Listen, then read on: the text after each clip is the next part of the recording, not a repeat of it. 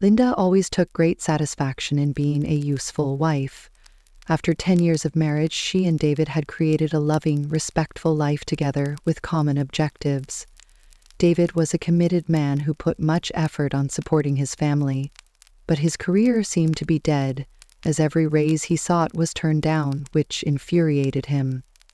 One evening, David returned home, seeming somewhat depressed. He sat on the couch, untied his tie, then ran his hand through his hair.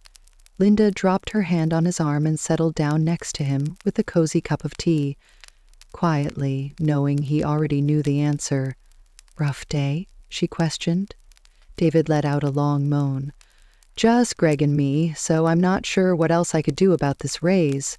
Mr. Hunt has already decided." Linda knew Greg. David would frequently discuss a younger, more flitzy colleague who seemed to be always ahead.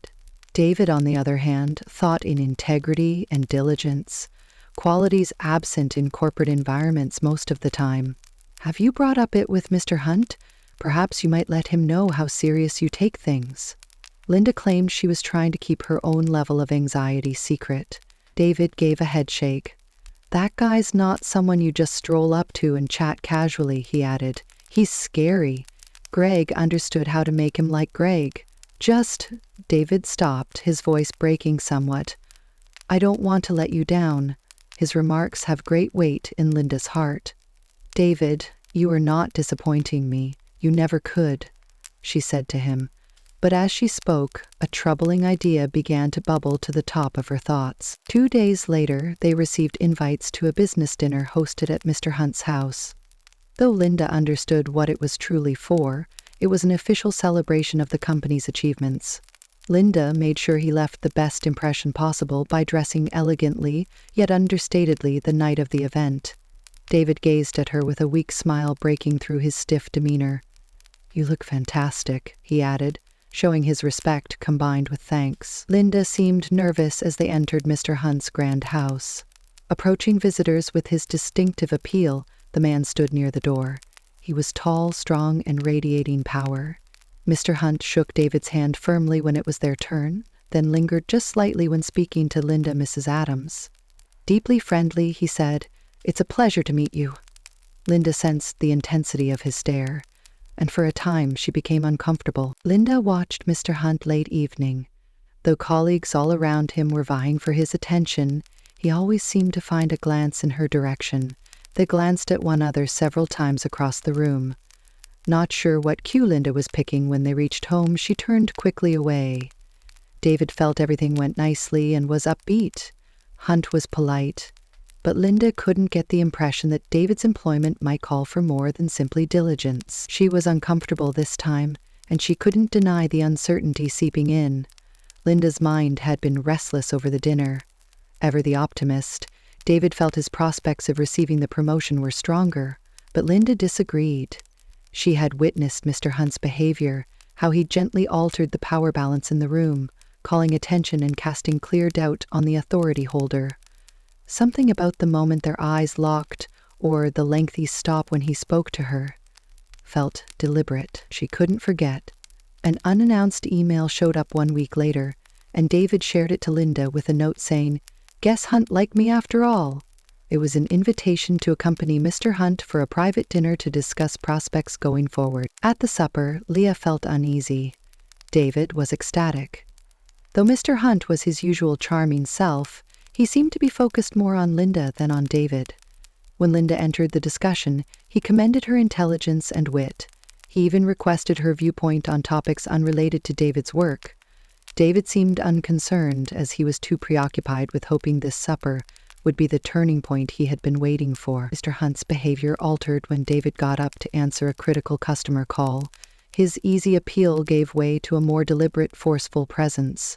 "Your husband is a decent man," Adams, Mr. Hunt said, dedicated, hard-working, as he whirled the wine in his glass. "But this promotion is about trust, relationships, and occasionally a little extra effort. It's not only about performance," Linda said. "What do you mean by extra effort?" she questioned, her voice steady despite a knot developing in her gut. Mr. Hunt slanted slightly forward, his voice cool yet firm. Let's just say there are ways David gets what he deserves. Ways that not always follow the traditional path. Though Mr. Hunt said nothing additional, the connotation was heavy. Though Linda's eyes told her everything she needed to know, she gazed at him, trying to see if she had misinterpreted what he meant. Linda couldn't pay attention when David returned. Mr. Hunt's appealing demeanor was back in place, and the talk naturally veered to less serious subjects. On the ride home, there was silence. David had no idea what Linda was going through, but Mr. Hunt wrote her casual notes under the cover of professional civility during the following few days. They originally appeared benign. Thank you for coming to dinner. Compliments on your ability to have fascinating conversations. But as the messages became somewhat more personal, Leia's discomfort grew. David talked about the promotion every night as though it were already his, convinced Mr. Hunt was actually interested in him. Everything he said made Linda feel worse. One night, she at last responded to one of Mr. Hunt's messages and agreed to meet him alone. Though she knew there was more to it than she cared to confess, she told herself it was to support David and ensure his years of hard work were not overlooked. Linda's heart was beating upon arrival at the motel. She had worn modestly to avoid Mr. Hunt thinking too highly of her, but she felt exposed as soon as she went in.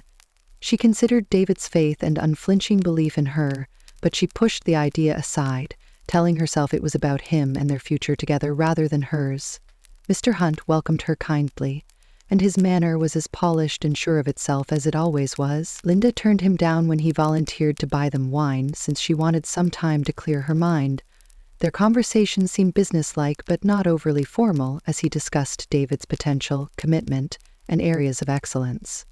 Linda agreed, clinging to the hope that this conference would really run according to appropriate behavior. Linda's tone altered, though. When Mr. Hunt leaned back, "I guess we both know the reason you are here?" The sentence sat there like a dare. Linda searched for the appropriate words to steer the conversation back on course. But her silence revealed her true feelings. "You love your husband? I respect his continuous close attention to her, but actual achievement does not come without sacrifices. Do you know this?" Linda's throat clenched. She felt as though his cool-headed approach was only another commercial transaction.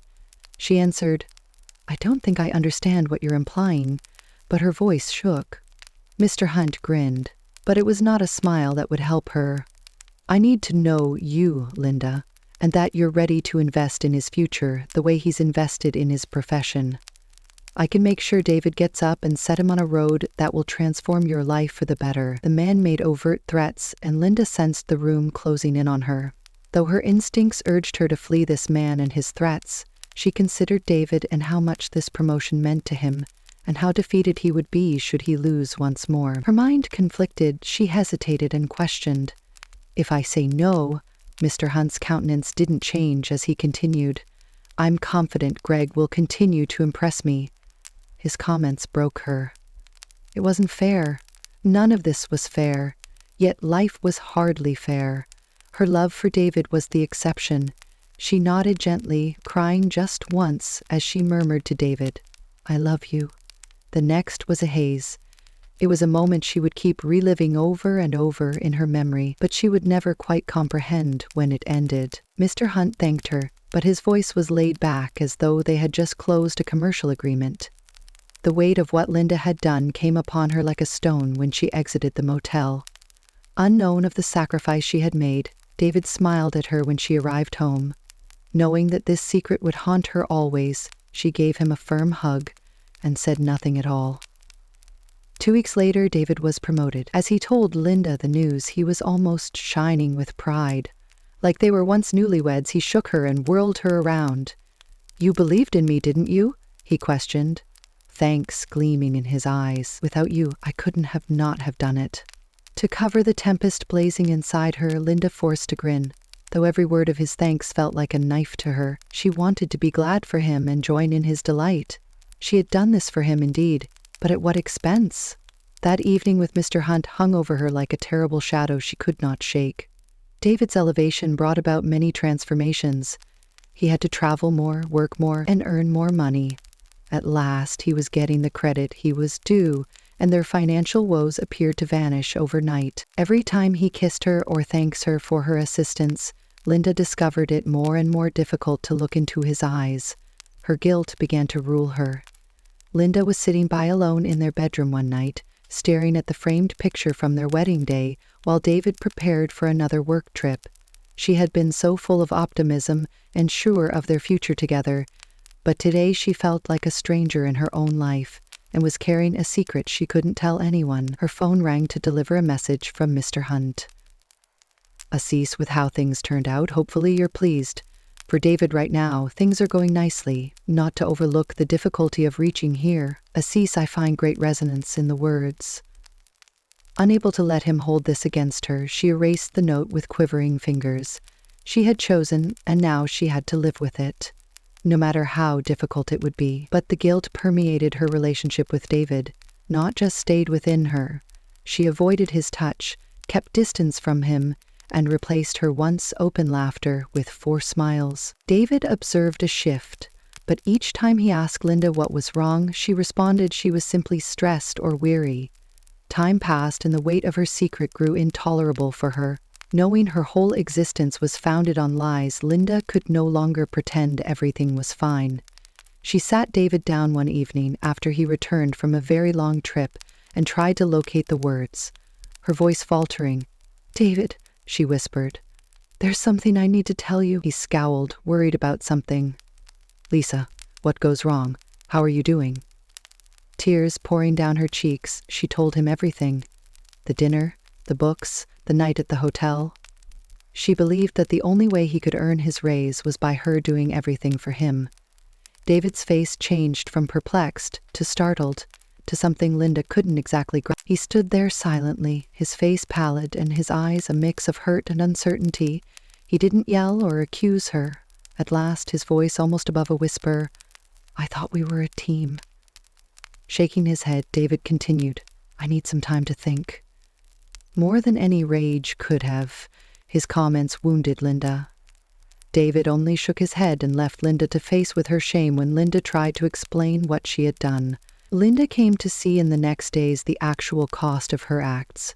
The advancement had taken away the trust and affection that had hitherto kept their marriage healthy, even as it had brought her money. She came to see from her solitary time in their now vacant house that some sacrifices were not worth it, regardless of the price.